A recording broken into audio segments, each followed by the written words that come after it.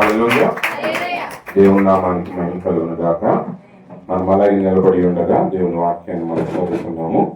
ద్వితీయోపదేశకాండము 32వ అధ్యాయము 11వ వచనాన్ని మనం చదువుకున్నాం. ద్వితీయోపదేశకాండము 32వ అధ్యాయము 11వ వచనం. పక్షిరాజు తన గూడు రేపి తన పిల్లల పైన అల్లాడుచు రెక్కలు చాపుకొని వాటిని పట్టుకుని తన రెక్కల మీద వాటిని మోయినట్లు యెహోవా వానిని నడిపించెను.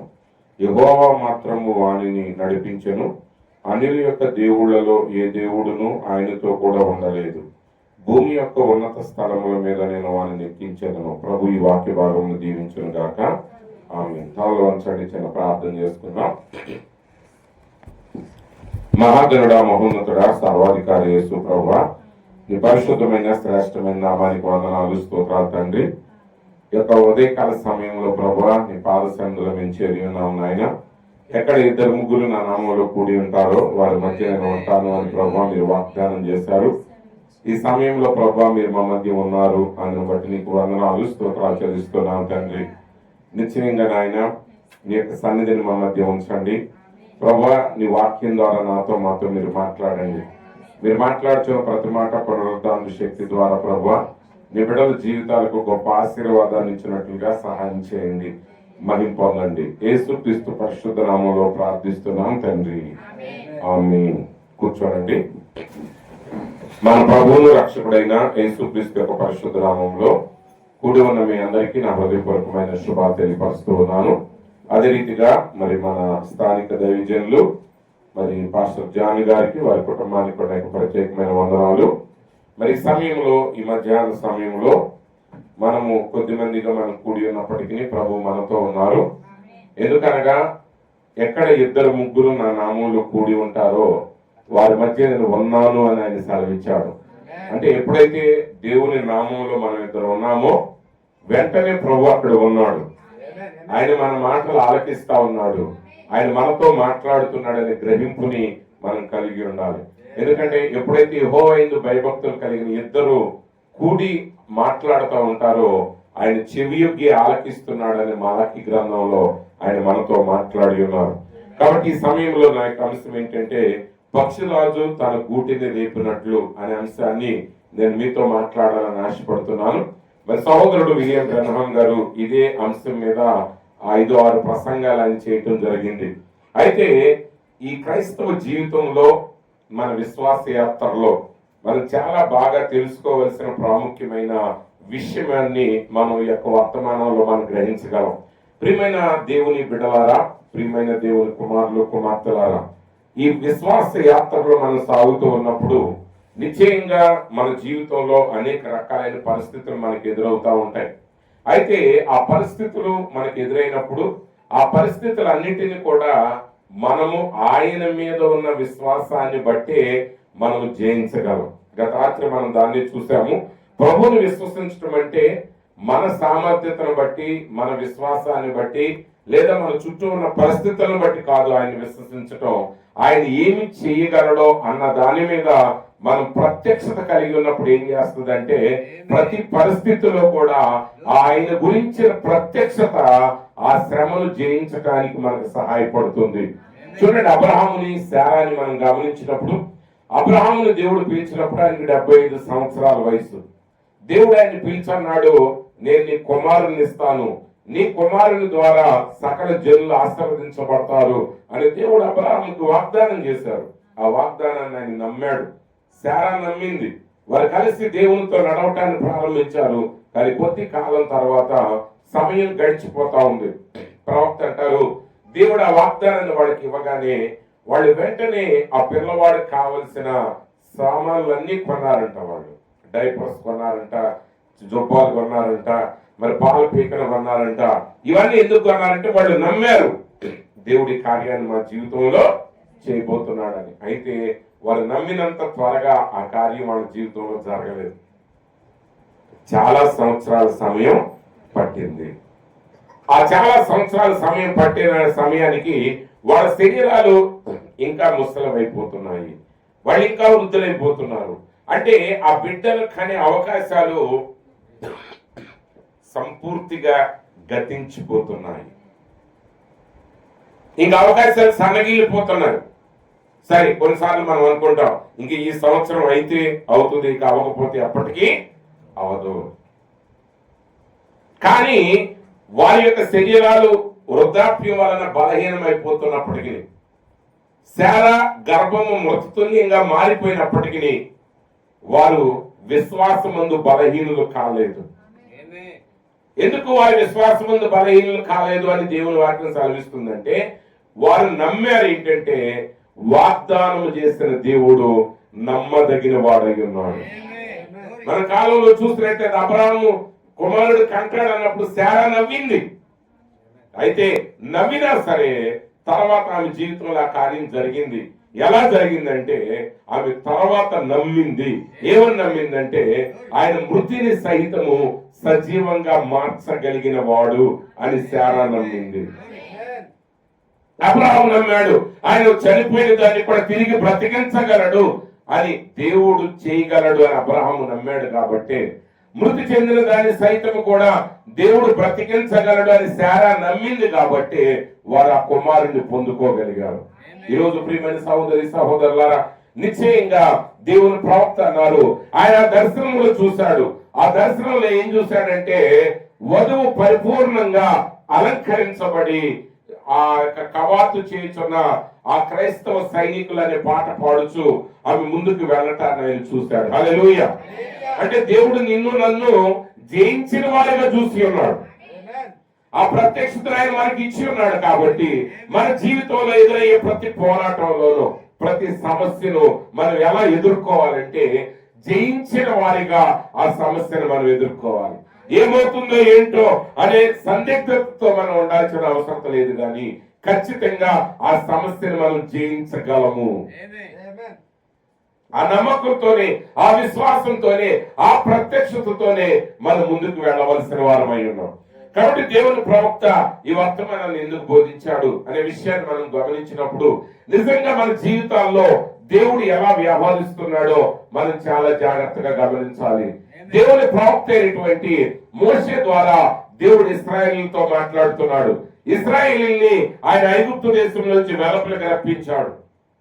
వారి ఐగుప్తు దేశం నుంచి వెలుపలకు వచ్చిన తర్వాత 40 సంవత్సరాలు వారిని అరణ్యములో నడిపించాడు. అయితే ఎల్లప్పుడూ విజయాలే వాళ్ళకు ఉండలేదు, ఎల్లప్పుడూ కష్టాలే ఉండలేదు. వాటన్నిటి మధ్య వారు ప్రయాణం చేయటం ప్రారంభించారు. ఇప్పుడు దేవుడు వారితో అంటున్నాడు, ఏమని అంటున్నాడంటే పక్షిరాజు తన గూడు రేపి తన పిల్లల పైన అల్లాడుచు రెక్కలు చాపుకుని వాటిని పట్టుకుని తన రెక్కల మీద వాటిని మోయినట్లు యెహోవా వానిని నడిపించెను. ఈరోజు నిజంగా ఆ పక్షిరాజుని గురించి మనం ఒకసారి ధ్యానం చేయాలి. ఎందుకు ఆ పక్షిరాజు తన పిల్లల్ని ఏ విధంగా పెంచుతుంది, ఆ పెంచే విధానం ఏంటి అనే విషయాన్ని మనం గమనించాలి. చాలా సార్లు మనం మన పిల్లల్ని పెంచే విధానం మనకు తెలియదు. నిజంగా చెప్పాలంటే ప్రతి తల్లిదండ్రులు ఏవో ఒక పొరపాటు చేస్తానే ఉంటారు. ఎందుకనగా మనం ప్రస్తుతాన్ని ఎరిగిన వారమే కానీ భవిష్యత్తు మనకి తెలియదు.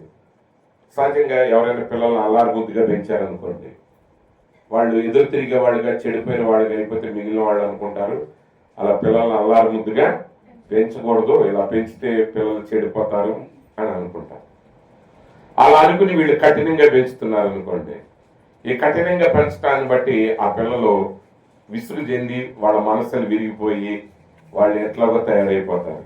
వాళ్ళని చూసిన ప్రజలు అనుకుంటారు పిల్లల్ని ఎట్లా కఠినంగా పెంచితే ఎట్లాగో చెడిపోతారు అనుకుంటారు. మరి ఎలా పెంచాలి?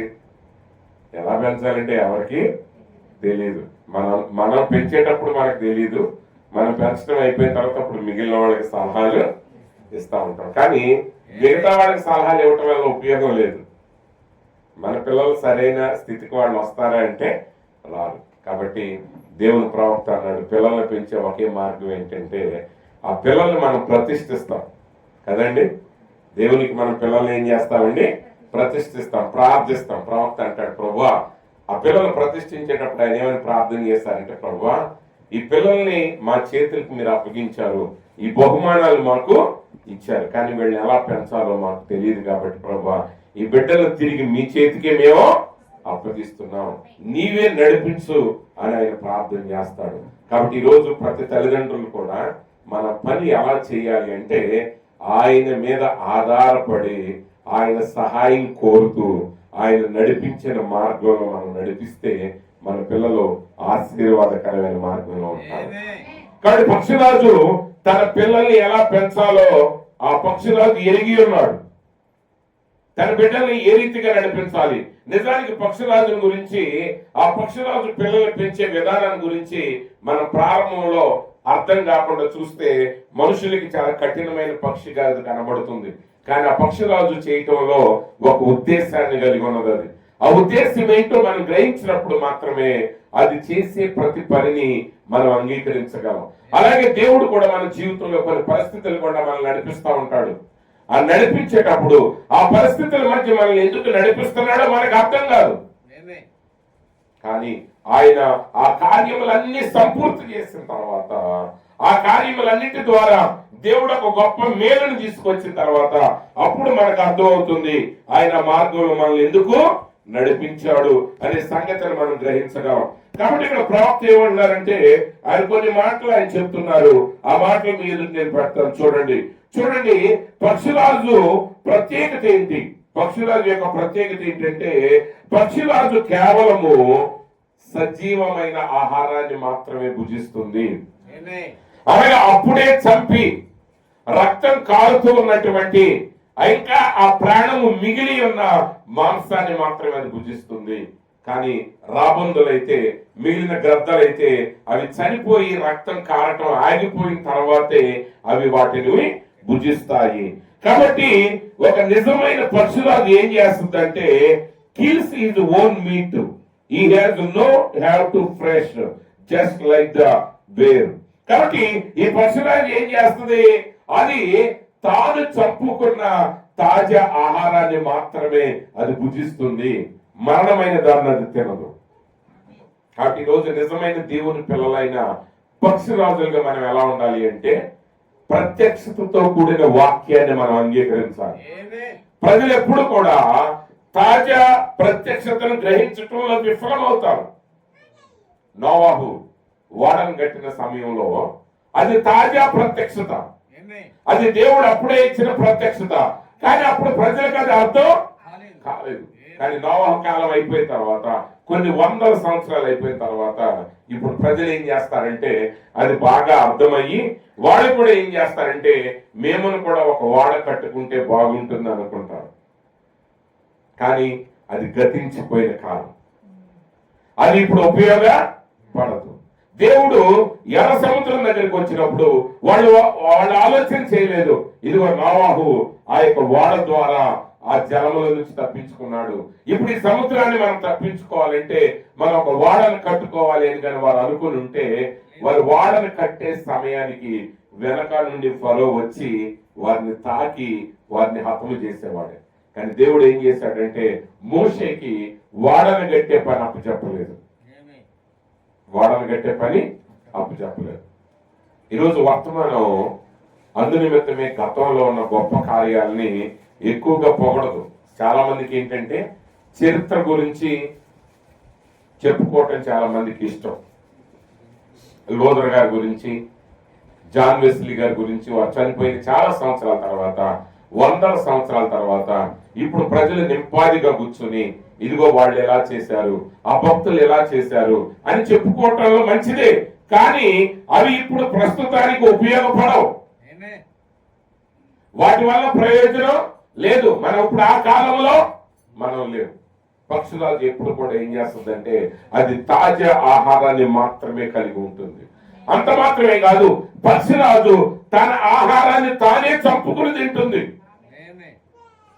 ఎవరు చంపిన వాటిని తినే పరిస్థితి దానికి లేదు. సింహం అంట అదే వేటాడుతుంది. కానీ హైనా ఏం చేస్తుంది అంటే సింహం చంపుకుని తిని అది ఇంకా వదిలిపెట్టిన దాన్ని అవి తింటే.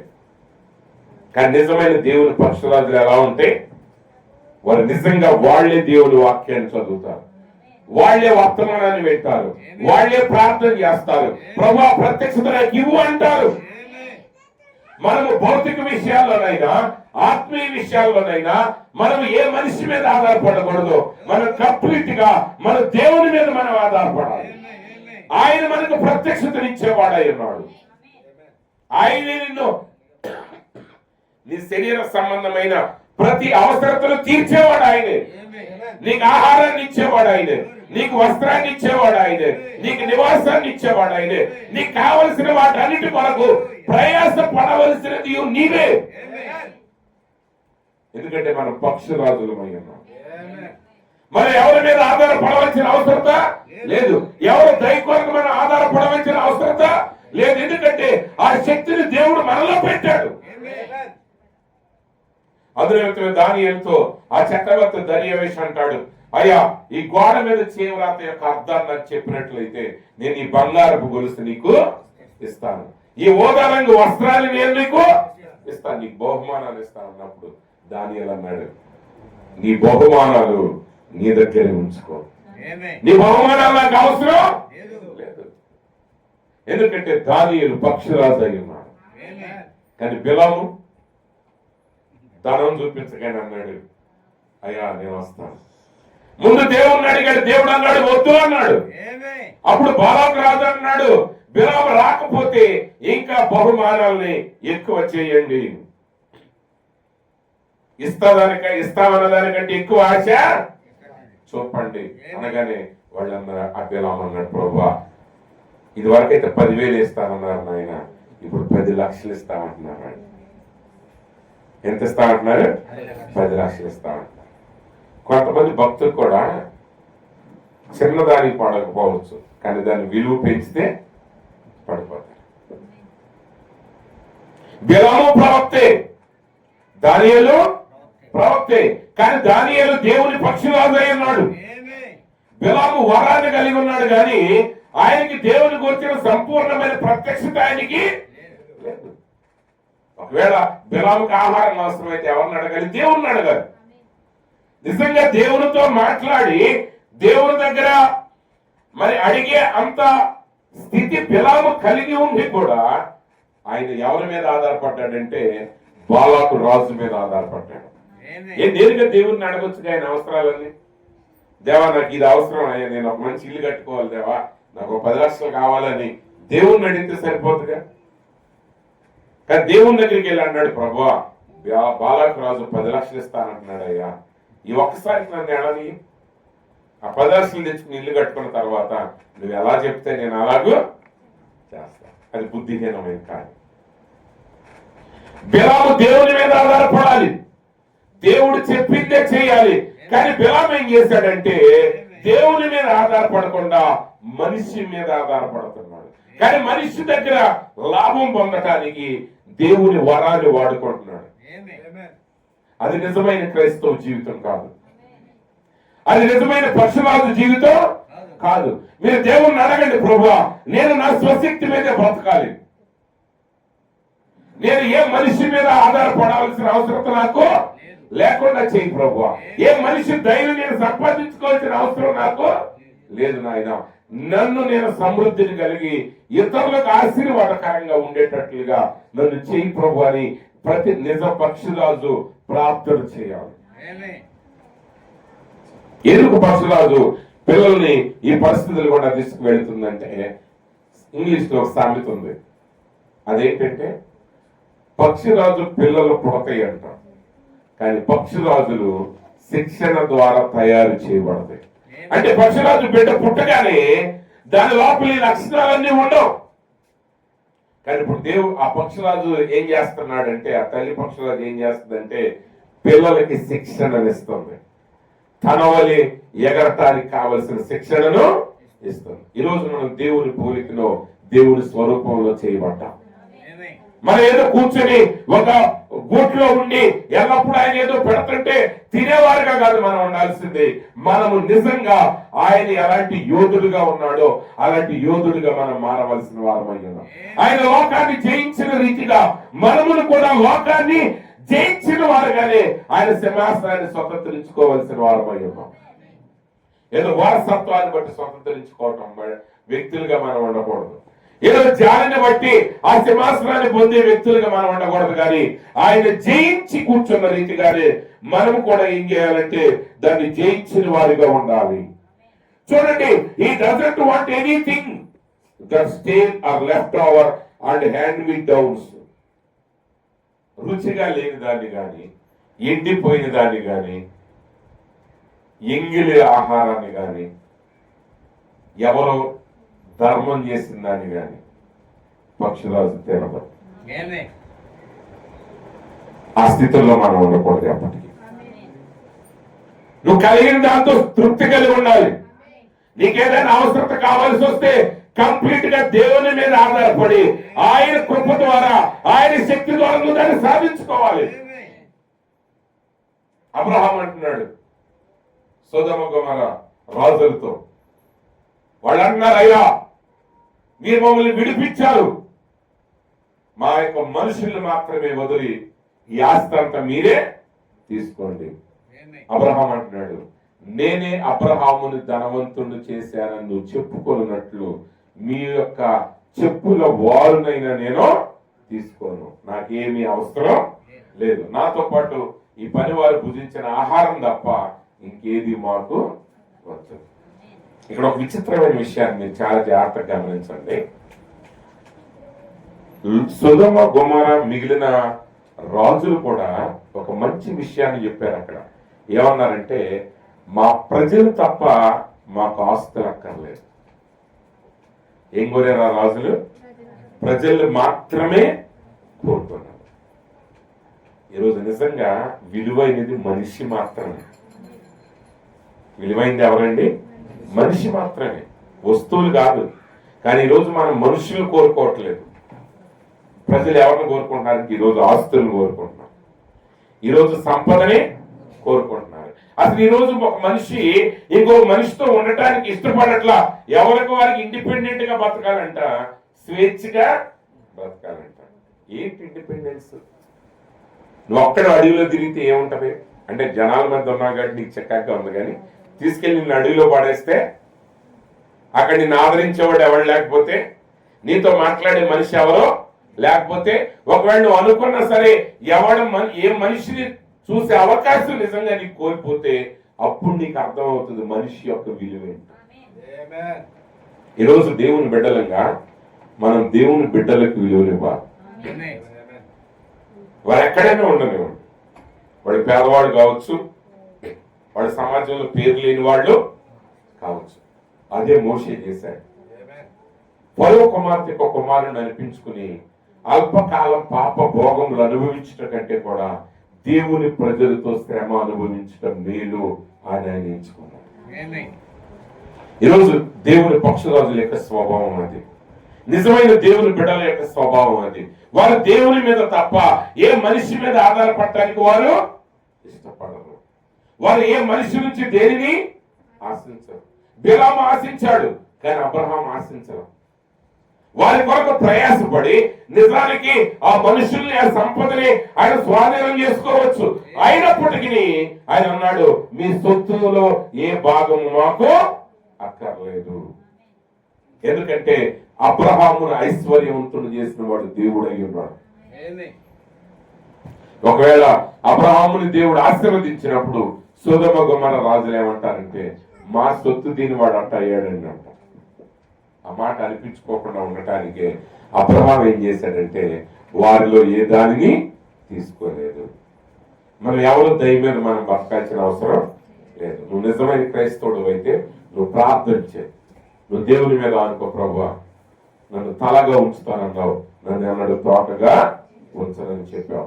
అనేక మందికి ఇచ్చేవాడిగా చేస్తానన్నావు ప్రభువా, ఎవరి దగ్గర అడిగేవాడిగా నువ్వు నన్ను చెయ్యవు ప్రభువా. నిజంగా దేవుడు మిమ్మల్ని ఎందుకు ఇచ్చేవాడిగా చేస్తున్నాడో మీరు నిజంగా ఆ ప్రత్యక్షతను అర్థం చేసుకోవాలి.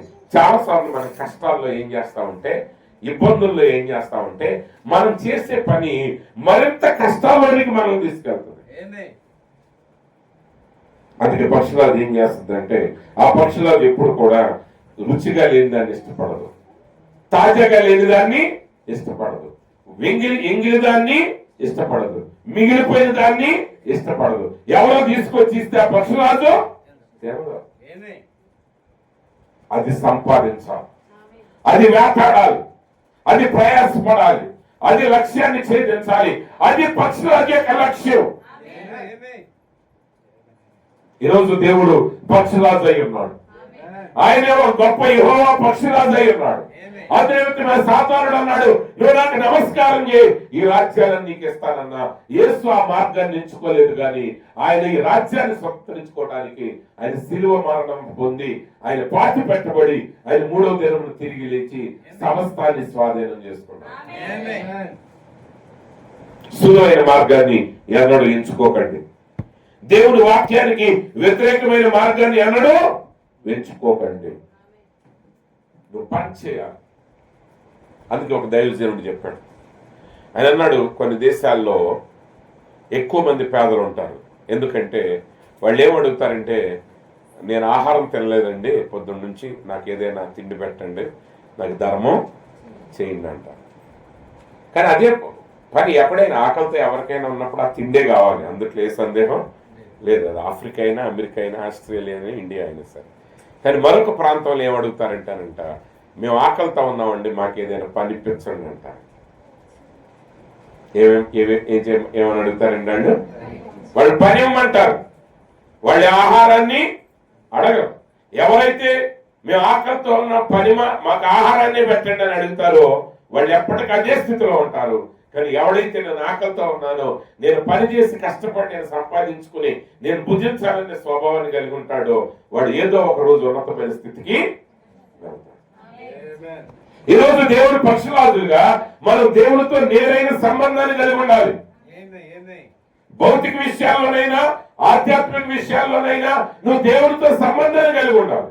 నీకు ఒక విషయం అర్థం కావట్లేదా, నువ్వు ప్రార్థన చేసి దేవుడిని అడుగు, ప్రభువా ఈ విషయం నాకు అర్థం కావట్లేదు. నీకు ప్రత్యక్షత కావాలా, నువ్వు మనిషి మీద ఆధారపడాల్సిన అవసరం లేదు. నువ్వు దేవుని మీద నువ్వు ఆధారపడు, నువ్వు ప్రార్థన చేయి, నువ్వు దేవుని దగ్గర కనిపెట్టు. ఆయన మాట్లాడే దేవుడు అయి ఉన్నాడు. ఆ వాక్యాన్ని నీకు అర్థమయ్యేటట్టు చేస్తాడు. ఎందుకంటే ప్రత్యక్షత రక్త మాంసముల ద్వారా ఇవ్వబడదు. ప్రత్యక్షతనిచ్చి వాడు పరిశుద్ధాత్ముడై ఉన్నాడు. ఆ ప్రత్యక్షతను దేవుడు మాత్రమే నీకు ఇవ్వగలడు. కాబట్టి ఈ రోజు మనం ఏం చేయాలి? నిజమైన పక్షురాజు యొక్క స్వభావాన్ని కలిగి, నిజమైన పక్షురాజు ప్రయాసపడినట్టు మనం ప్రయాసపడాలి. నిజమైన పక్షురాజు పోరాడినట్లు మనం పోరాడగలగాలి. అది శ్రమ పడగలిగినట్లుగా నువ్వు శ్రమ పడటానికి సిద్ధపడగలగాలి. అంతేగాని పక్షురాజు అనుకుంటే కాదు. He wants to get his own meet. అది తన సొంత ఆహారాన్ని తానే సంపాదించుకోవటానికి చూస్తాడు. పక్షురాజు ఏం చేస్తాడండి? పక్షురాజు ఏం చేస్తాడు? తన సొంత ఆహారాన్ని తానే సంపాదించుకోవడానికి చూస్తుంది. కాబట్టి మనం కూడా అలాగే ఉండాలి. అందుకే ప్రవక్త అంటాడు, 2 మాటలు చెప్పి నేను కొంచెం ముందుకు వెళ్తాను. ఈ పక్షురాజు ఎప్పుడు కూడా ఇది గొప్ప అంశము. నేను దాని గురించి ప్రవక్త అంటాడు, ఆ పక్షురాజు యొక్క అర్థం ఏంటంటే రిప్పర్ విత్ బీక్ అంటే ఆ పక్షురాజు ఎప్పుడు కూడా దాని నోటితో చీల్స్తుంది. పక్షురాజు ఎప్పుడు కూడా నోటితో చీల్స్తుంది. ప్రవక్త అంటాడు, పక్షురాజులకు చాలా ఇబ్బంది పెట్టేమంట ఆయన్ని. ఎందుకంటే అప్పుడప్పుడు ఆయన ఆ దుప్పిని వేటాడినప్పుడు ఆ దుప్పిని ఆయన షార్ట్ చేసి పడిపోగానే ఆ దుప్పి దగ్గరికి వెళ్ళేలోపు ఒకవేళ పక్షురాజుల దగ్గరగా ఉంటే అవి వచ్చి వాటిని చీల్చేమంటాం. ఎందుకంటే అవి తాజా ఆహారాన్ని మాత్రమే తింటాయి. ఏ ఆహారాన్ని తింటాయండి? తాజా ఆహారాన్ని. కాబట్టి ప్రవక్త అనేవాడు వాటి వల్ల నాకు ఇబ్బందులు ఎదురైనా సరే నేను పక్షురాజులను ఇష్టపడతాను. ఎందుకంటే ఆ పక్షురాజు యొక్క గుణ లక్షణాలు చాలా అద్భుతమైనవి. మనం కొన్ని విషయాలు మనం ఇప్పుడు మాట్లాడుకున్నాం. పక్షురాజుకు మాత్రమే యవనాన్ని పునరుద్ధరించుకునే శక్తి ఉన్నది. ఇంకా ఈ లోకంలో ఏ జీవి కూడా వృద్ధాప్యంలోనికి వచ్చిన తర్వాత తిరిగి యవనంలోనికి రావటం ఎవరికి తెలియదు. కానీ పక్షురాజులు మాత్రమే వృద్ధాప్యాన్ని చేరిన తర్వాత మరలా అవి యవన దశకు వస్తాయి. అయితే అది వేరే అంశం, అది ఇప్పుడు నా అంశం కాదు కాబట్టి నేను దాన్ని మాట్లాడట్లా. అయితే ప్రవక్త అంటాడు, దేవుడు కూడా అలాగే మనల్ని పిలుస్తున్నాడు. దేవుడు కూడా తన నోటి ద్వారా మనకు ఆహారాన్ని పెడుతున్నాడు. దేవుడు తన నోటి ద్వారా ఆహారాన్ని ఇస్తున్నాడు. ఆయన నోటి ద్వారా దేవుడు మనకి ఇచ్చే ఆహారం ఏంటంటే దేవుని వాక్యమే మన ఆహారమై ఉన్నది. కాబట్టి ఇప్పుడు పక్షిరాజు ఏం చేస్తాడు? పక్షిరాజు ఒక గూటిని పిల్లలు పెట్టాలి సమయం వచ్చినప్పుడు ఆ పక్షిరాజు ఏం చేస్తుందంటే ఒక ఎత్తైన పర్వతం మీద, ఒక ఎత్తైన బండ మీద అది తన గూటిని నిర్మించడం మొదలు పెడుతుంది. ఆ పక్షిరాజు గూటిని చేరటం ఇక ఏ జంతువు వల్ల కాదు. ఏ పక్షి ఆ పక్షిరాజు గూడు వల్ల ఎత్తుకి ఎగరలేదు. అందులో ఈరోజు వర్తమానాన్ని విశ్వసించిన విశ్వాసులకి ఈ లోకంలో ఎంత పెద్ద బోధకులుగా అయినా సరే వారి డెనామినేషన్ లో ఉన్నట్లయితే వాళ్ళ బోధ వాళ్ళకి ఏమాత్రం నచ్చదు. కొన్నిసార్లు వర్తమానంలో విసిగిపోయి వాళ్ళు అక్కడికి వెళ్ళిన వాళ్ళు ఎన్నో రోజులు అక్కడ ఉండలేరు.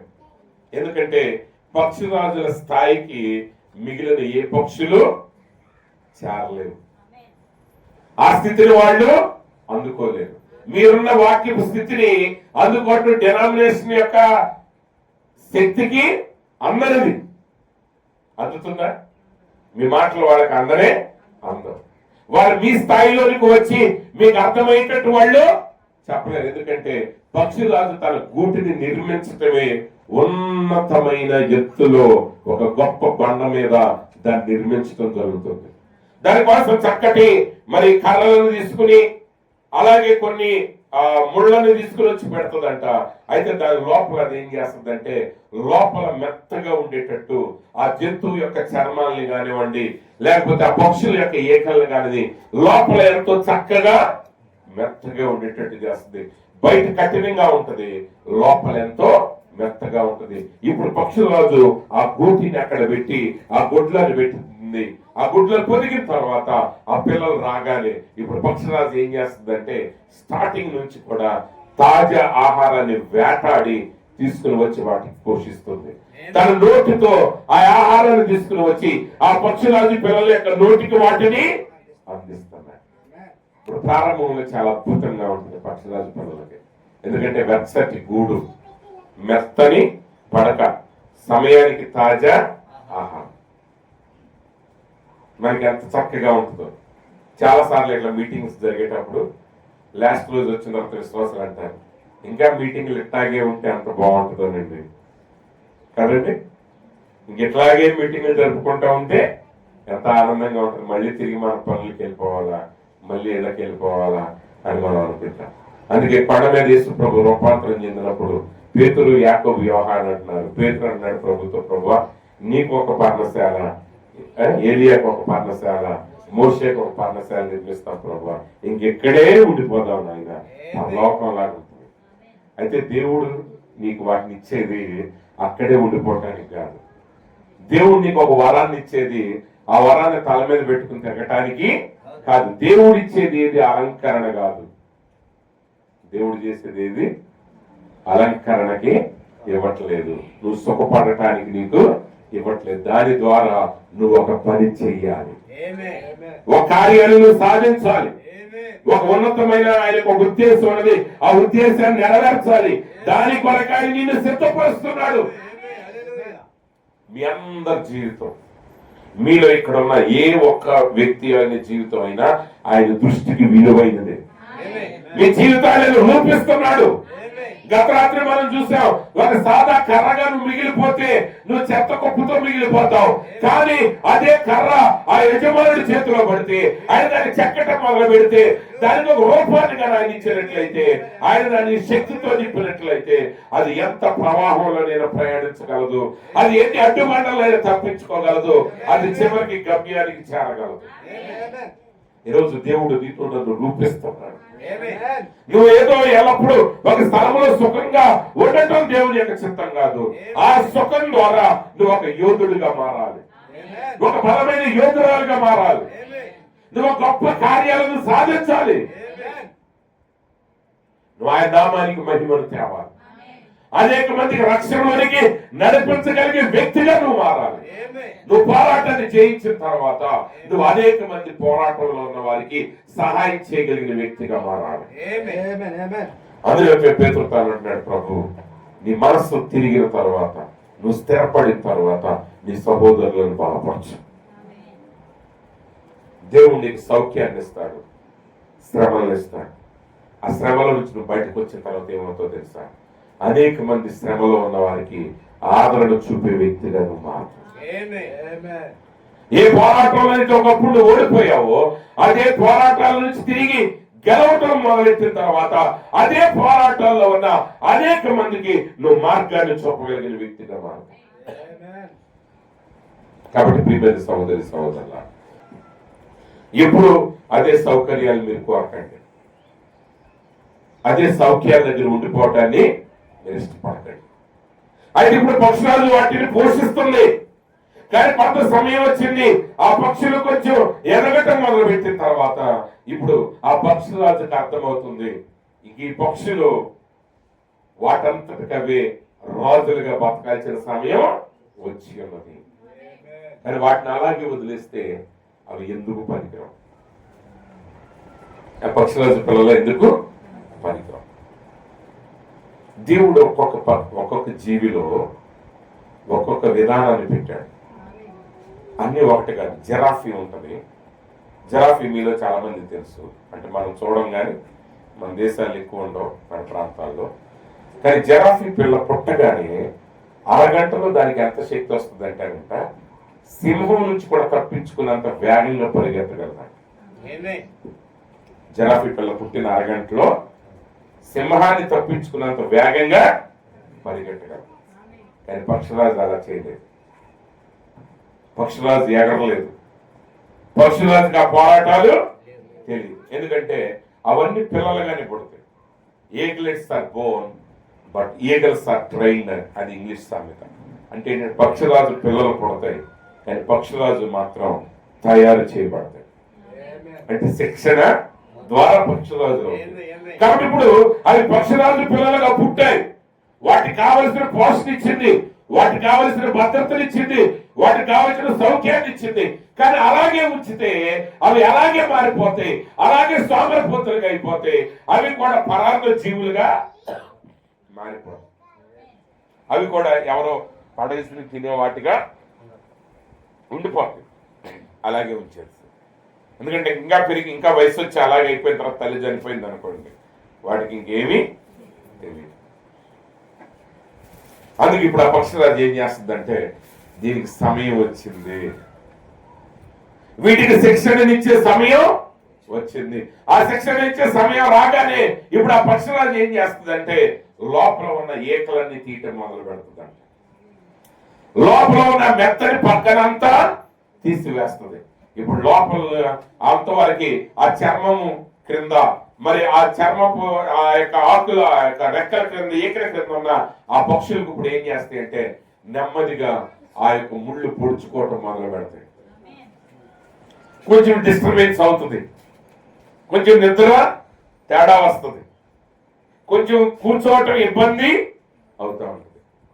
కానీ ప్రియమైన సహోదరి సహోదరులారా, చాలా సమయాల్లో మనం గమనించడం ఏంటంటే కొన్ని ప్రదేశాల్లో కొన్ని స్థానాల్లో దేవుడు మనల్ని ఆ ముళ్ళతో గుచ్చుతూ ఉంటాడు.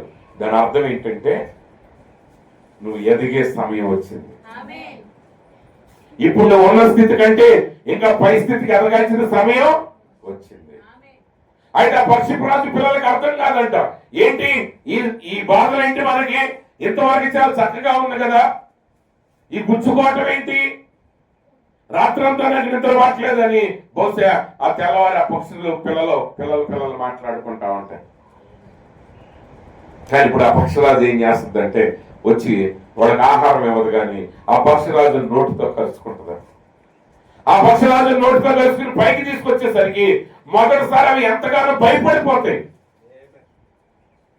అయితే ఆ పక్షిరాజు తెలుసు ట్రైనింగ్ ఎలా ఇవ్వాలి. ఒకే రోజు నువ్వు మొయ్యలేని భారాన్ని నీ మీద పెట్టడం. ఈరోజు నేను అదే చెప్పాను, పిల్లల్ని సౌఖ్యంగా పెంచడం కఠినంగా పెంచడం అనేది ఏది సౌఖ్యమో ఎంతవరకు కఠినమో మనకు అర్థం కాదు. అవునండి. ఒకసారి నేను బిలీవర్గా ఉన్నప్పుడు ఆ చర్చ్ తరపున సాంగ్స్ బుక్స్ చేశాను. కీర్తన పుస్తకాలు ప్రింట్ చేయించిన తర్వాత ఏమైందంటే మరి ప్రింటింగ్ ప్రెస్ మీకు తెలుసు ఒక్కొక్కసారి చాలా హడావుడిగా ఉంటుంది. సరే ఆ బుక్స్ టయానికి రావట్లేదు, ఆ మాస్టర్ గారు గట్టిగా అడిగితే అన్నాడు, ఏమండి మా దగ్గర కుర్రోళ్ళు తక్కువగా ఉన్నారు, పని ఎక్కువగా ఉంది, పని అవ్వట్లేదు అంటే అప్పుడు ఈ పాస్టర్ గారు అన్నాడు, ప్రింట్ అయిపోయినాయి అయితే మా దగ్గర చర్చిలో కుర్రోళ్ళు ఉన్నారండి, వీళ్ళు వచ్చి కాస్త మీకు హెల్ప్ చేస్తారన్నాడు. సరే ఒక 10 మంది దాకా వెళ్ళామన్నమాట. వెళ్ళిన తర్వాత ఆ పని అంతా అయిపోయిన తర్వాత ఆయన చెప్తున్నాడు అనమాట, ఒక 10 పుస్తకాలు 20 పుస్తకాలు పెట్టి ఆ తాడులు ఇస్తున్నాడు. ఆ తాడుతో దాన్ని మనం కట్టాలి. అయితే ఆయన కట్టేటప్పుడు ఏమన్నాడంటే, ఆ తాడు గట్టిగా ఉందో లేదో ఒకసారి చూడండి. ఆ తాడు సరిగా లేదనుకోండి, ఆ బుక్స్ అన్ని ఏమైపోతాయి, కట్టినవి పడిపోతాయి. కాబట్టి ఒకసారి ఆ వైర్ లాగి కరెక్ట్గా ఉందో లేదో చూసి అప్పుడు కట్టండి అన్నాడు. సరే నేను లాగుతుంటే లాగిన వైర్లలో దిగిపోతుంది. నేను 4-5 వైర్లు చెక్ చేసిన వైర్ అంతా తెగిపోయింది. అప్పుడు ఆ ప్రింటింగ్ ప్రెస్ ఆయన చెప్పిన మాట ఇప్పటికీ నాకు జ్ఞాపకం ఉంది. ఆయన ఏమన్నాడంటే, ఏమండి జాషువా గారు, లాగటం అంటే మరీ అంత గట్టిగా లాగి చూడక్కర్లేదు. ఇప్పుడు 20 పుస్తకాలకు కడుతున్నాం ఆ వైరు, 20 పుస్తకాలు బరువు ఆపగలదా లేదని చూడాలి, కానీ నువ్వు 100 కేజీలు బస్తా ఆపగలుగుద్దా లేదా అని చూసావనుకో, అది తట్టుకుంటుందా? అంతేను కదా. ఇప్పుడు ఒక వస్తువుని దేనికి వాడుతున్నామో అంతవరకే మనం చెక్ చేయాలి.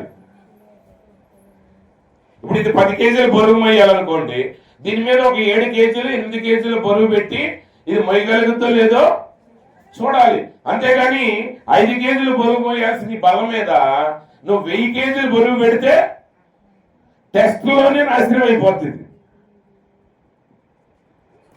దేవుడు కరెక్ట్ గా తెలుసు ఆయన బ్యాలెన్స్. మన మీద ఎంత బరువు పెట్టాలో అంతే పెడతాడు. ఆయన జాగ్రత్తగా చూస్తున్నాడు. ఆయన నీ మీద మొయ్యలేని బరువు నీ మీద పెట్టడు, నువ్వు మొయ్యలేని భారాన్ని ఆయన నీ మీద పెట్టడు. నీకు ఎదురయ్యే ఏ శ్రమ కూడా నువ్వు జయించలేనంత గొప్పది కాదు, నువ్వు కానీ ఆయన మీద విశ్వాసం ఉంచినట్లయితే. నిజంగా మనందరి జీవితాల్లో, మీ అందరి జీవితాల్లో మీరు ఎదుర్కొనే ఏ సమస్యనైనా మీరు జయించగలరు. ఎందుకంటే నువ్వు జయించలేని సమస్యని ఆయన నీ ఎదుటికి అసలు తీసుకురాడు. ఇది మీకు కానీ అర్థమైతే ఏ సమస్యనైనా మీరు ఎదుర్కోగలరు. ఎందుకంటే యేసు ప్రభువు అన్నారు, నమ్ము వానికి సమస్తము సాధ్యమే. Only believe, all things are possible. అంటే నీ ఎదుటికి ఆయన సమస్యను అనుమతించాడంటే నువ్వు నమ్ము, అది నీకు కష్టమైన సమస్య కాదు అని. అప్పుడు ఆ సమస్యను జయించడం నీకు తేలికే. అంటే అపక్షరాజు మొదటిగా ఏం చేస్తుందంటే విహారాల కోసం తీసుకొస్తుంది. జస్ట్ చూస్తాయి అంటాడు, నెమ్మదిగా పైకి లేపి మళ్ళీ పెట్టేసరికి ఆ కొండ మీద నుంచి ఆ లోయలన్నీ చాలా అద్భుతంగా అందంగా కనబడతాయి. 1-2 సార్లు అలా తీసుకొచ్చిన తర్వాత ఇప్పుడు అపక్షరాజు మరలా ఇంకోసారి వాటిని తీసుకుని నెమ్మదిగా లోయల మీద ఎగరటం ప్రారంభిస్తుంది. వెళ్తా ఉంటే ఎలా ఉంటుందంటే వాటికి చక్కగా విహారయాత్ర చేసినట్టుగా కనబడతా ఉంటుంది. చక్కగా అందమైన లోయలు, ఆ సెలయేర్లు ప్రవహించటాలు, ఆ లోయల్లో ఉన్న అందమైన పుష్పాలు, ఆ పర్వతాల మీద ఉన్న పుష్పాలు, ఆ జంతువులు, ఇవన్నీ కూడా వాటికి ఎలా ఉంటుందంటే అప్పుడు నూతనమైన ప్రపంచం లాగా ఉంటుంది. కానీ అలా ప్రయాణిస్తూ ఆ పక్షురాజు ఏం చేస్తుందంటే ఒకేసారి అది వేగాన్ని పెంచుతుంది. అది ఎప్పుడైతే అత్యంత వేగంతో వెళ్ళటం మొదలు పెట్టిందో పిల్లల్లో కలవరం మొదలయ్యి అవి ఇంకా తల్లిని గట్టిగా పట్టుకుంటాయి. ఆ ఇంకా గట్టిగా పట్టుకున్నప్పుడు ఆ తల్లి ఏం చేస్తుందంటే వాటిని ముక్కుతో లాగి గాల్లో వదిలేస్తుంది. ఇప్పుడు వాడికి ఏం చేయాలి అర్థం కాదు, అవి కేకలు పెట్టుకుంటా కిందకి జారిపోతా ఉంటాయి. ఇప్పుడైతే తల్లి ఏం చేస్తుంది, ఆ గూటిని రేపి పిల్లల పైన అల్లాడుచు రెక్కలు చాపుకుని ఆ పిల్లల వేగంతో అది కిందకి దిగి వస్తా ఉంటుంది. ఆయన నిన్ను విడిచిపెట్లా, నీకు ట్రైనింగ్ ఇస్తున్నాడు. ఆయన చూస్తున్నాడు, ఆయన నీ పైనే ఉన్నాడు. కానీ ఆ పిల్లలకి అవి తెలియదు. అవి అనుకుంటున్నాయి, అయ్యో మేము నశించిపోయాం, మేము నాశనం అయిపోయాం అని అనుకుంటున్నాయి. కానీ అవి కిందకు వచ్చి పడే లోపు ఆ తల్లి ఏం చేస్తుందంటే ఆ రెక్కలు చాపుకుని ఆ రెక్కల మీద అవి పడేటట్టుగా చేస్తుంది. అప్పుడు ఆ పక్షులు అనుకుంటే అయ్యి బాబోయ్, ఈరోజు పెద్ద మరణాన్ని మనం తప్పించుకున్నాము. మరలా తీసుకెళ్లి గూట్లో పెడుతుంది, మళ్ళీ ఒక రోజు వాటికి భోజనం పెడుతుంది, మరలా వాటిని తీసి మరలా అదే పని చేయటం మొదలు పెడుతుంది. ఇప్పుడు ఆ పక్షురాజు రెక్కలు చాపి వాటిని చూపిస్తా ఉంటుంది.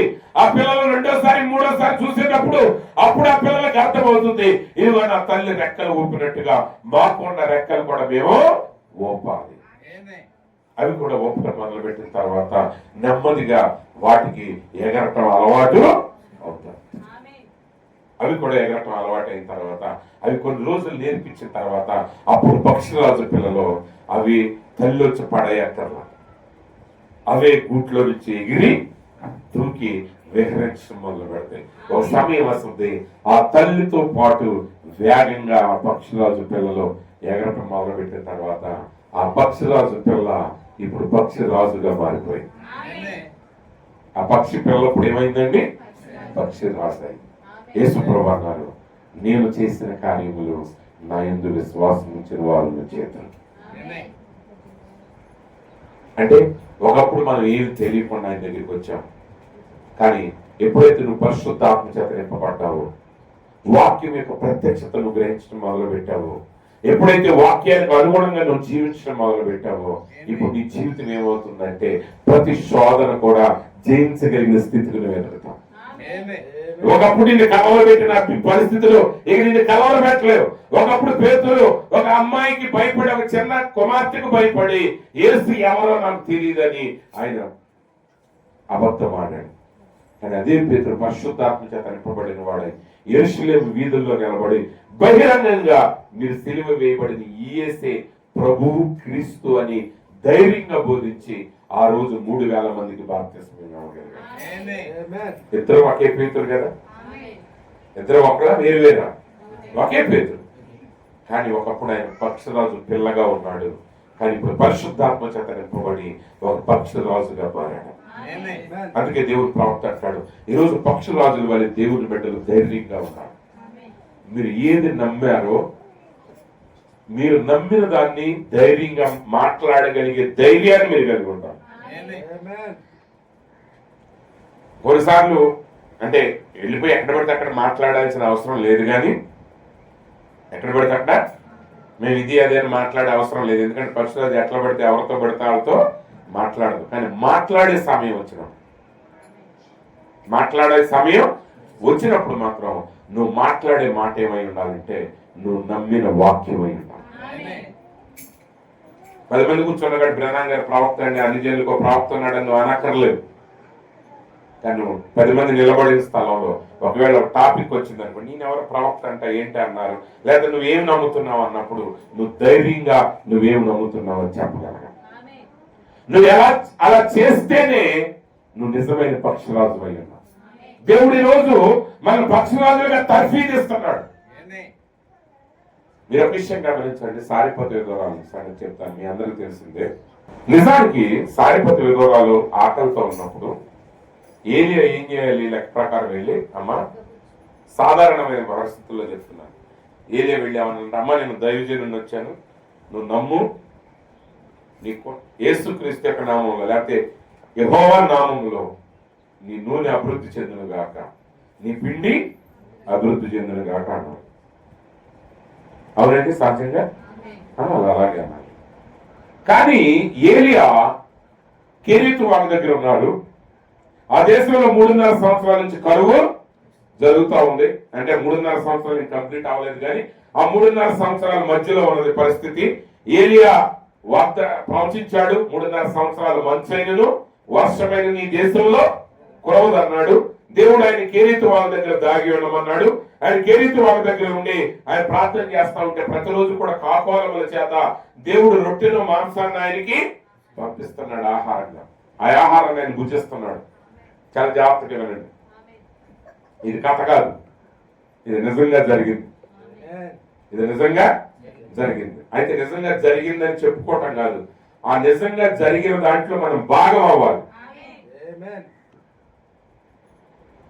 కాబట్టి ఇప్పుడు ఆ కెరీతు వాగు దగ్గర ఆయన ప్రార్థన చేస్తా ఉన్నాడు. కొద్ది కాలం అయింది, ఆ కెరీతు వాగు ఎండిపోయింది. ఎందుకంటే వర్షం లేదు, మంచు లేదు. ఇప్పుడు దేవుడు ఏలియాతో అన్నాడు, ఏలియా నువ్వు సారేపతు అనే గ్రామానికి వెళ్ళు. నువ్వు సారేపతు అనే ఆ గ్రామానికి వెళ్ళు. దేవుడు ఏం చెప్పాడు జాగ్రత్తగా వినండి. నువ్వు సారేపతు అనే గ్రామానికి వెళ్ళు. అక్కడ నేను ఒక విధవరాలికి ఆజ్ఞాపించాను నేను పోషించమని. ఆమె నిన్ను కరువు కాలం అంతా పోషిస్తుంది. ఇది దేవుడు చెప్పిన మాట. అవునండి. అంటే ఇప్పుడు ఏం జరుగుతుంది? ఆల్రెడీ దేవుడు ఒక ఆమెకి చెప్పాడు, అమ్మా ఏలియా అనే నా దాసుడు వస్తాడు, ఆయన నా ప్రవక్త, ఈ కరువంతా పోయే వరకు ఆయన మీ ఇంట్లో ఉంటాడు, నువ్వు ఆయన శుభ్రంగా ఆహారాన్ని పెట్టు అని చెప్పినట్టే కదా. అలా అనుకుంటాం, ఏమనుకుంటాం? అంతే కదా దేవుడు చెప్పిన మాట యొక్క అర్థం. కానీ ఆమె ఆయన సారేపతు గ్రామానికి వచ్చేసరికి అక్కడ ఒక విధవరాలు ఉంది, ఒక స్త్రీ ఉన్నది. ఆమె పొలం ఏరుకోవడానికి వచ్చింది. ప్రవక్త అంటాడు, మనం కూడా తర్వాత వాక్యంలో చూస్తే ఆ మంటలు, అయ్యా మా దగ్గర ఆహారం లేదు, ఉన్న ఆహారం అంతా అయిపోయింది, మా దగ్గర కొంచెమే మిగిలి ఉంది. అయితే ఇప్పుడు ఆమె ఏం చేసిందంటే ఆ మిగిలిన ఆహారాన్ని, ఆ పిండిని వండి తన కుమారుడికి పెట్టడానికి, కాల్చడానికి ఆమె పొలంలో వేరుకుంటుంది. ప్రవక్త అంటాడు, ఆమె 2 పొలాలు ఏరుకుందంట. ఆ 2 పొలాలే సిలువకు సాదృశ్యం అన్నాడు ఆయన. సరే, ఆమె పొలాలు వేరుకున్నా ఉన్నప్పుడు ఏలి అక్కడికి వచ్చాడు. అమ్మా అన్నప్పుడు ఆమె అయ్యాది ఆయనకు వందనాలు చేసింది. ఆయన అంటాడు, దాహానికి నీళ్ళేమన్నప్పుడు ఆమె నీళ్లు తీసుకురావడానికి లోపలికి వెళ్ళి, ఆమె నీళ్లు తీసుకురావడానికి లోపలికి వెళ్ళినప్పుడు ఇప్పుడు ఏవి అంటున్నాడు ఆమెతో. ఏమంటున్నాడంటే, అమ్మా నువ్వు నీళ్లతో పాటు ఏం చేస్తావు? ఒక అప్పాన్ని తీసుకురా, ఒక అప్పాన్ని తీసుకురా. చాలా జాగ్రత్తగా గమనించింది. ఇప్పుడు ఆ స్త్రీ ఏమనాలి? ఒక అప్పం ఏంటండి, ఆల్రెడీ దేవుడు నాకు మీరు వస్తారని చెప్పాడు, నీకోసం అప్పాలు చాలా చేసి ఉంచాను, మీరు ముందు నీళ్ళు తాగండి, తర్వాత లోపలికి వచ్చి కావాల్సినన్ని తినండి అనాలి. ఎందుకంటే ఆల్రెడీ అక్కడ దేవుడు ఏం చెప్పాడు? నేను అన్ని ఏర్పాట్లు నీ కొరకు చేశాను అన్నాడు. కానీ ఏమంటది, అయ్యగారు మీకున్న మాట చెప్తున్నాను, ఏదో నీళ్లు కామన్నావని నేను నీళ్లు ఇవ్వడానికి లోపలికి వెళ్ళాను, అంతేగాని నువ్వు అప్పం అడిగావంటే మాత్రం పెట్టే స్థితి నా దగ్గర లేదు. నా దగ్గర కొంచెం పిండే ఉంది, కొంచెం నూనె మాత్రమే ఉంది, మా దగ్గర ఆహారం అయిపోయింది. ఇప్పుడు నేను ఈ పిండి తీసి, ఈ నూనె తీసి ఒక అప్పం చేసి నా కుమారుడికి పెట్టి ఇద్దరం కలిసి చనిపోవడానికి మేము సిద్ధంగా ఉన్నాం. ఇప్పుడు నీకు అప్పాన్ని ఇవ్వలేను, ఎందుకంటే పెద్దవాళ్ళు ఆకలితో ఉన్న రోజులు చిన్నపిల్లలు ఉండలేదు. ఉంటారా? ఒక 50 ఏళ్ల మనిషి, ఒక 5 ఏళ్ల పిల్ల, ఇద్దరు ఒకే ఆకలిని తట్టుకోగలరండి? తట్టుకోలేరు. 50 ఏళ్ల వ్యక్తి 10 రోజులు బ్రతికితే 5 సంవత్సరాల బిడ్డ, 10 సంవత్సరాల బిడ్డ, ఆ 50 ఏళ్ళ బిడ్డ వ్యక్తి చనిపోక ముందే ఈ వ్యక్తి చనిపోతారు ఆకలితో. ఇప్పుడు ఆ తల్లి ఏమంటుంది? ఆల్రెడీ వాళ్ళు ఉన్నదాన్ని కొంచెం కొంచెం తినుకుంటా వస్తున్నారు. ఇక్కడే ఉంది మనం చాలా జాగ్రత్తగా గమనించాం. ఇది ఇప్పటి వరకు మీకు తెలిసిన కథ, ఇప్పుడు నేను చెప్పేది మీకు ఎప్పటికీ అర్థం కాని కథ. ఎందుకు దేవుడు ఏలియా ద్వారా ముందు ఆమెను అడిగాడు? ఆమెకే తిండి లేని సమయంలో ఆమెను ఎందుకు పెట్టమన్నాడు? ఈరోజు విశ్వాసానికి అర్థం కావాలి మీకు. మీరు నిజంగా దేవుని పక్షిరాజులుగా మారాలంటే పక్షిరాజు యొక్క స్వభావంలోనికి మీరు రావాలి, పక్షిరాజు యొక్క అలవాట్లలోనికి మీరు రావాలి. ఎందుకు దేవుడు కానుక ఇవ్వమన్నాడు? ఎందుకు పని మానేసని నువ్వు సంఘానికి రమ్మన్నాడు? ఎందుకు దేవుడు దశంభాగాన్ని నీకు ఇవ్వమన్నాడు అనేది నీకు అర్థం కావాలి. అపవాది ఎందుకని కొన్ని విషయాల్లో మిమ్మల్ని మరలా గుర్తిస్తాడంటే ఆ పని నువ్వు చేస్తే నువ్వు ఆశీర్వదించబడతావని వాడికి తెలుసు. అందుకే వాడు ఎప్పుడు కూడా మరణకరమైన పరిస్థితులు చేసేటట్టు చేస్తాడు. నువ్వు జీవించే పనులు వాడు నీ ద్వారా చేయనివాడు. యేసు నామాన్ని బోధించినప్పుడు వాళ్ళని గద్దించాడు, సాతానుడు వాళ్ళని హింసించాడు. కానీ ఈరోజు తత్వ బోధకులు యేసు నామాన్ని వ్యతిరేకిస్తున్నప్పుడు వాళ్ళని అభివృద్ధి పరుస్తున్నాడు. ఎందుకంటే రక్షణ యేసు క్రీస్తు నామంలోనే ఉంది. అందుకే ఎప్పుడు కూడా గుర్తుపెట్టుకోండి, సాతానుడు ఎప్పుడు నీకు మేలు కలిగే పనిని వాడు వ్యతిరేకించడం మొదలు పెడతాడు. అవునా కాదు? మీరు చాలా జాగ్రత్తగా గమనించాలి. ఇప్పుడు సారెపతి విధవరాలకి దేవుడు చెప్పలేదు. ఒక కోణంలో ఆలోచిస్తే ఏలియాతోనే చెప్పారు అన్నాడు. అవునా? కానీ అక్కడ ఏం జరిగింది? అద్భుతం జరగటం గల కారణం ఏంటి?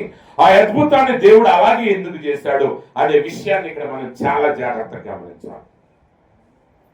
అందుకే మీరు ప్రవక్త వర్తమానాలు చదివేటప్పుడు చాలా బాధలతో వచ్చిన వాళ్ళతో ప్రవక్త చాలా సార్లు అంటాడు, మొదటి పని మొదటే చేయాలి. ఏది ప్రాముఖ్యమైన పని ప్రాముఖ్యంగానే చేయాలి. మొదటగా నీ హృదయాన్ని దేవునితో సరి చేసుకోండి, నీ రక్షణ పొందండి, నీ పాపాలు ఆయనతో ఒప్పుకోండి. అప్పుడు నేను ఈ రోగం కొరకు ప్రార్థన చేస్తాను. అంటే మనం దేవుని దగ్గరికి వచ్చినప్పుడు మన స్వభావం ఎలా ఉంటుందంటే, ముందు అయ్యా మా హృదయం ఎలా ఉందనేది అనవసరం, ముందు ఈ సమస్య తొలగిపోతే చాలు. అదే తత్వంతో ఉంటాం మనం. అవునా కాదా? మనకు అప్పులు ఉన్నాయి అనుకోండి, మనకు కావాల్సింది ఏంటి? ముందు డబ్బులు కావాలి. అంతేనా కదా? ఇప్పుడు ఆకలితో ఉన్నవాడికి ఆహారమే కావాలి. ఏం చెప్పిన వాడు వినడం. కానీ విషయం ఏంటంటే, వాడు తప్పులో ఉన్నవాడికి నువ్వు ఎన్ని ఒప్పులు పనులు చేసినా అది చివరికి తప్పులోకే వెళ్తుంది.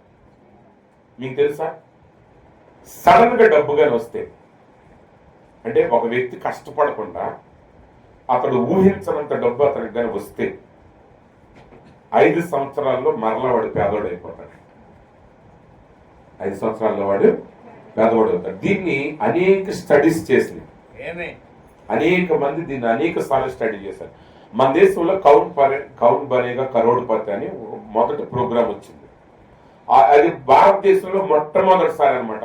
ఒక క్విజ్ లో జవాబు మీరు చెప్తే మీకు గెలిస్తే ఎంత ఇస్తారు? ₹1,00,00,000 ఇస్తారు. అప్పట్లో 1,00,00,000 అంటే చాలా గొప్ప, ఇప్పుడు కూడా గొప్పే. కానీ ఆ రోజుల్లో ఇంకా ధనవంతులకు కూడా ఊహించినంత డబ్బు అనమాట. అయితే ఒక కుర్రవాడు ఆ డబ్బును మొదటిసారి గెలిచాడు. ₹1,00,00,000 ఇవ్వబడ్డాయి. కానీ 5 సంవత్సరాల తర్వాత వాడు ఏమయ్యాడని వెతికితే, ఆ వ్యక్తి నెలకి ₹7,000కి సెక్యూరిటీ గార్డుగా పనిచేస్తున్నాడు. ఏం చేస్తాడండి?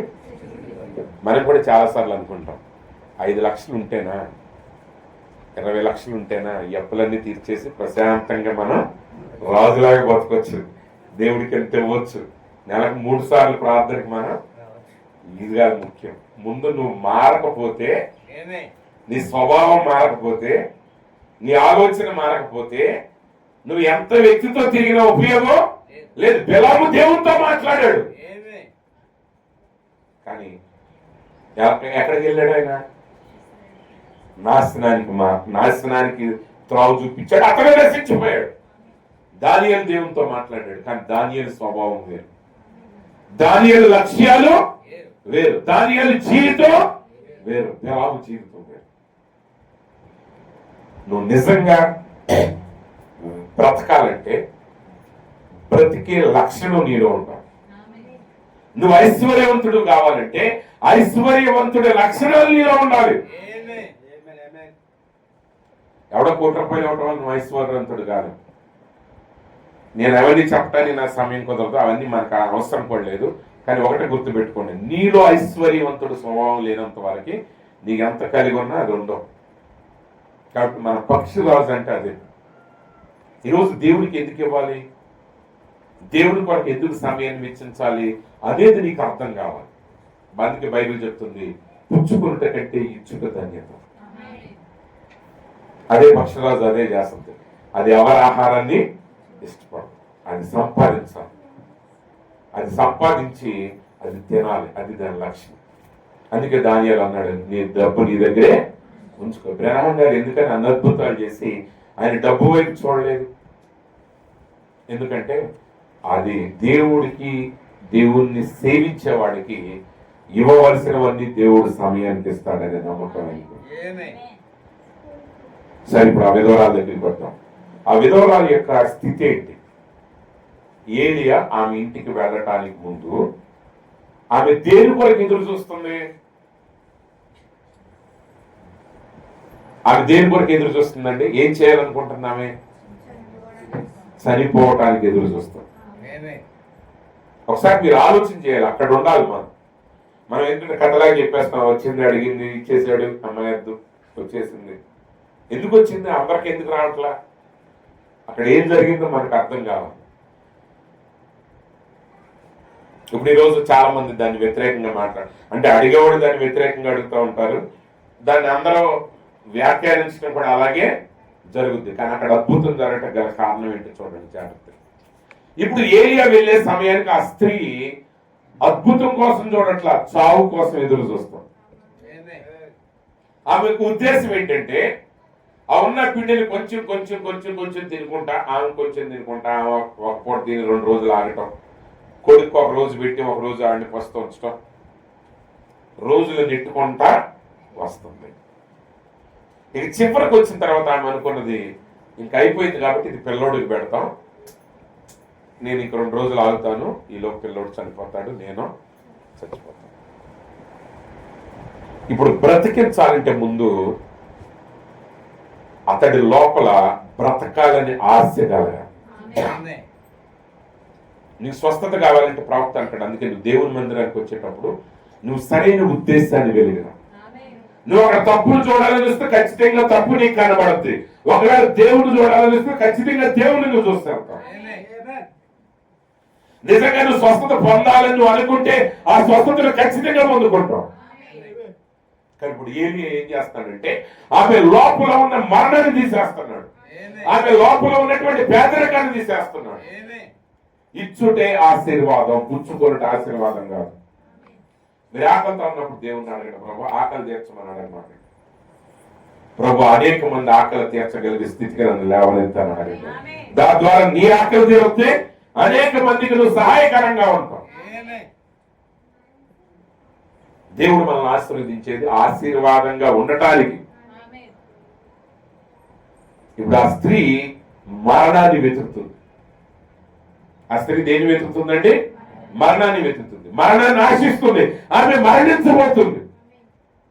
కానీ పేదరికం యొక్క మొదటి లక్షణం ఏంటంటే, అందునిమిత్తమే దేవుడు ఇశ్రాయేలుతో చెప్తా ఉంటాడు, ఆ పస్కా పండుగ రోజున, ఆ పులియన్ రొట్టెని పండుగ తర్వాత ఆయన ఏమంటాడు, వాళ్ళు చెప్తారు ఒక రొట్టెని తిని ఒక రొట్టెను దాస్తారంట, సాయంత్రం తినాలి. ఎందుకు సాయంత్రాన్ని తినాలంటే ఇది ధనవంతుడికి అర్థం కాదు.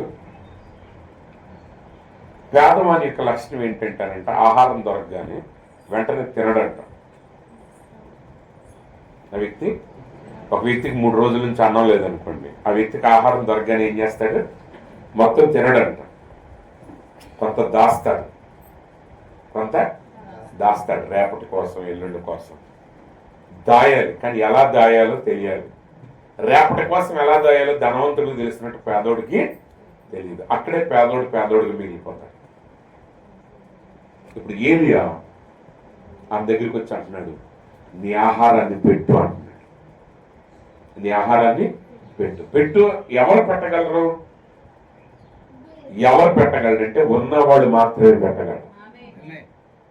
పేదవాడి లక్షణం ఏంటంటే దాయటం పేదవాడి లక్షణం అయితే, ఐశ్వర్యవంతుడి లక్షణం ఏంటంటే ఇచ్చుట ద్వారా పొందుకుంటాడు.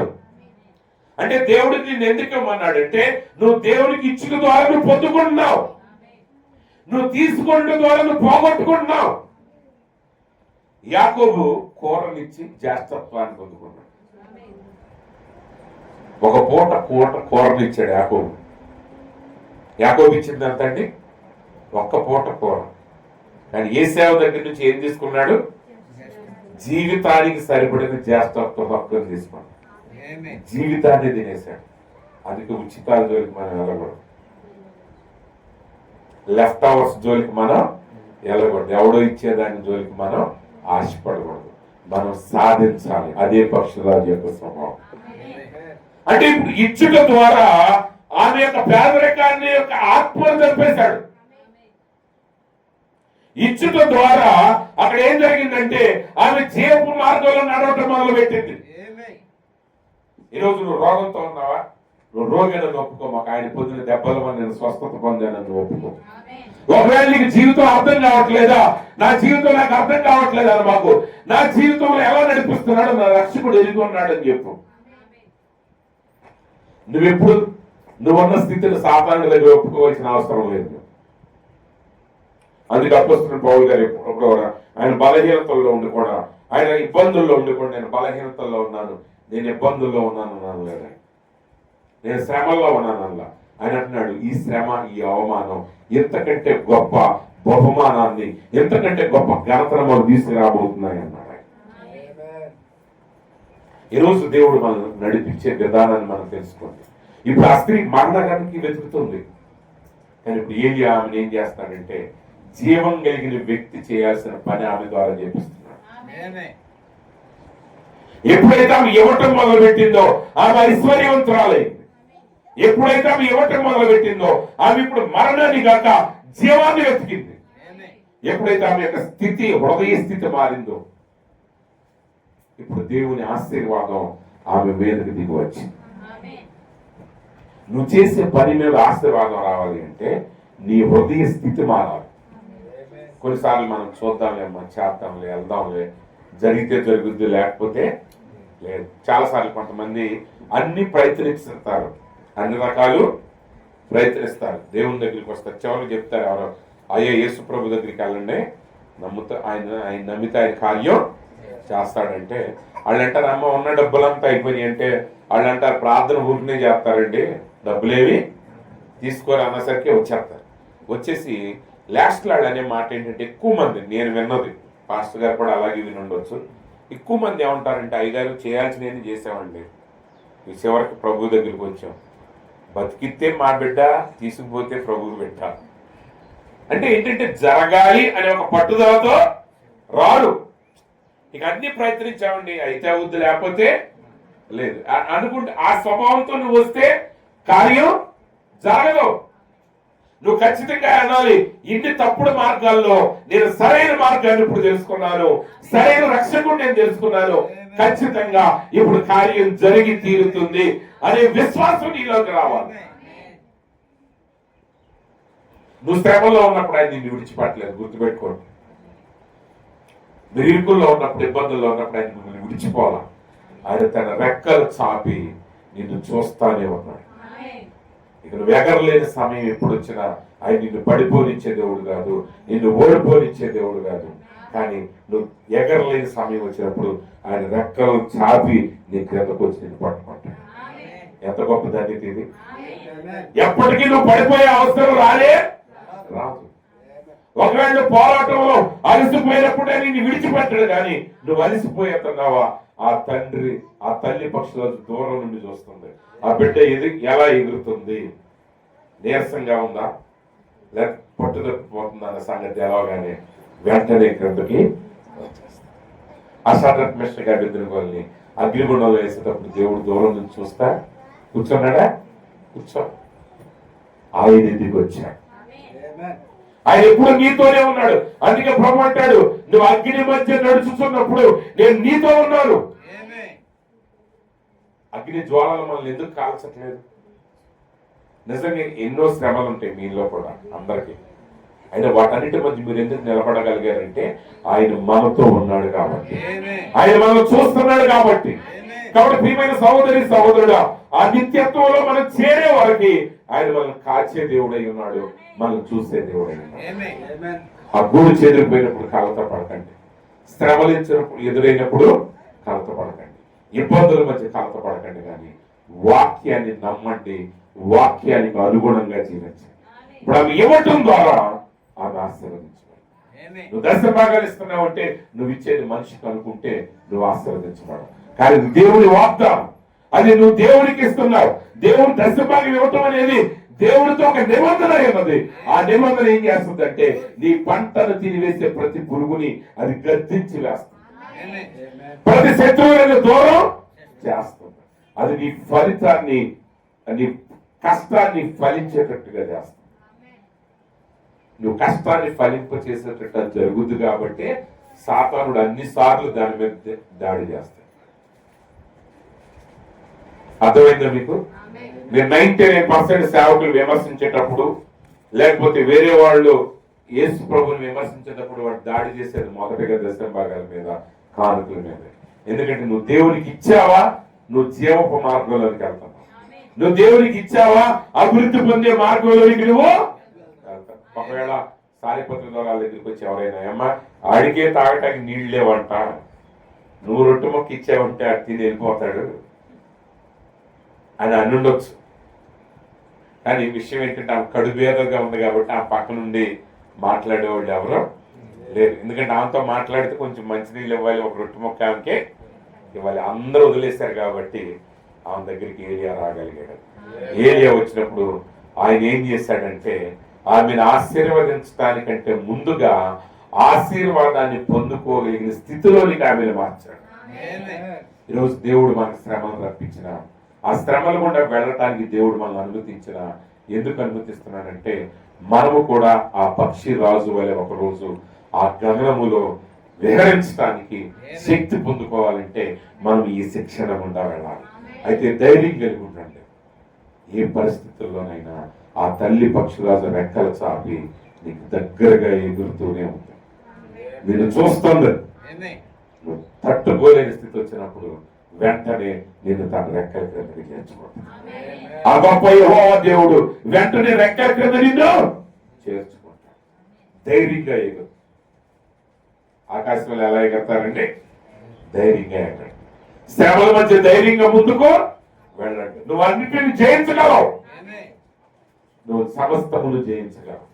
జయించడానికి దేవుడు నిన్ను సృష్టించాడు. కాబట్టి ఈ శ్రమల మధ్య ఆయన మీద విశ్వాసంతో ముందుకు సాగండి. మీ రెక్కలు చాపండి, మీ విశ్వాసాన్ని చాపండి, మీ ప్రార్థన చాపండి, దేవుడికి ఇచ్చే విషయాల్లో చాపండి, వాక్యాన్ని చదవండి, ప్రార్థన చేయండి. మిమ్మల్ని మీరు ఆయనకు అప్పగించుకుని ధైర్యంగా ముందుకు సాగండి. ఒకనొక రోజున ఆ పరిపూర్ణమైన యోధులుగా మీరు మారతారు. అట్టి కృప దేవుడు మీ అందరికి అనుగ్రహించును గాక. ఆమేన్. God bless you. ఈ సమయాన్ని తిరిగి దైవ సేవలకు అప్పగిస్తున్నాను. ప్రభు కృప సదా మీకు తోడై నడిపించును గాక. ఆమేన్.